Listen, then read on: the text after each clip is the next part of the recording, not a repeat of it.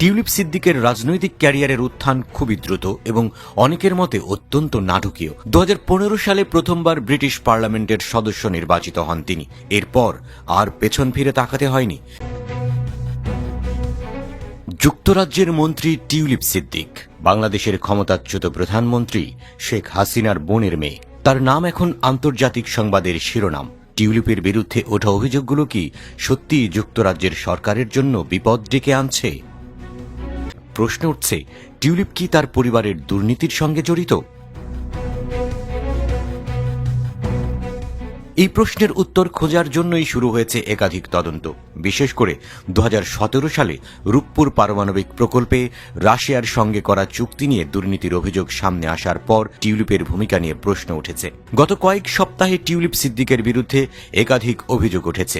বলা হচ্ছে, তিনি এবং তার পরিবার হওয়া যায় তিনি কোনো কোড লঙ্ঘন করেছেন কিনা। সিদ্দিককে নিয়ে সানডে টাইমসের কাছে মুখ খুলেছেন বাংলাদেশের প্রধান উপদেষ্টা ডক্টর মোহাম্মদ ইউনূসও।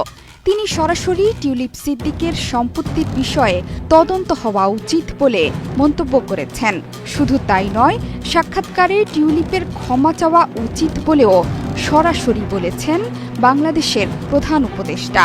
ফ্ল্যাট কাণ্ড থেকে রূপপুর পারমাণবিক বিদ্যুৎ কেন্দ্রে দুর্নীতিসহ অন্তঃসত্ত্বা সাংবাদিককে হুমকি দেয়া, নানা কারণে চাপের মুখে পদ হারাতে যাচ্ছেন ব্রিটেনের লেবার পার্টির সাংসদ এবং মন্ত্রী ক্ষমতায় হানার কন্যা। শেখ হাসিনার পতনের পরই টিউলিপকে নিয়ে অভিযোগ এবং দুর্নীতির ঝাঁপি খুলে বসেছে আন্তর্জাতিক গণমাধ্যম।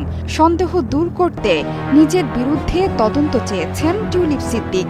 এমনকি তিনি কোনো ভুল করেননি বলেও যুক্তরাজ্যের প্রধানমন্ত্রীর উপদেষ্টা লরি ম্যাগনাসকে দেয়া চিঠিতে উল্লেখ করেন টিউলিপ সিদ্দিক।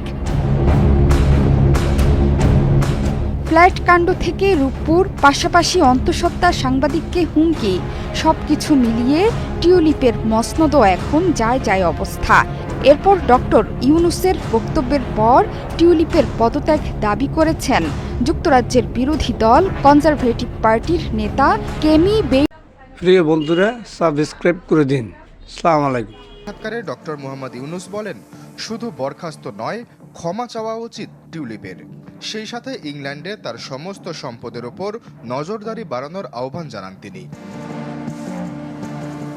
নোবেলজয়ী অর্থনীতিবিদ বলেন, ব্রিটেনে টিউলিপের মালিকানায় এমন অন্তত 5টি সম্পত্তি রয়েছে যা জনগণের টাকা চুরি করে কেনা। অবৈধভাবে অর্জিত এসব সম্পত্তি ফিরিয়ে দেওয়ার আহ্বানও জানান তিনি। এ ব্যাপারে আন্তর্জাতিক তদন্তকারী সংস্থার হস্তক্ষেপও চান ইউনূস। শেখ হাসিনার পতনের পর থেকে একের পর এক দুর্নীতির অভিযোগ আসতে থাকে টিউলিপের বিরুদ্ধে। শুরুতে রূপপুর প্রকল্পে আর্থিক নয়ছয়ের অভিযোগ, এরপর বেরিয়ে আসে একের পর এক তার মালিকানায় থাকা বিনামূল্যের ফ্ল্যাটের খবর।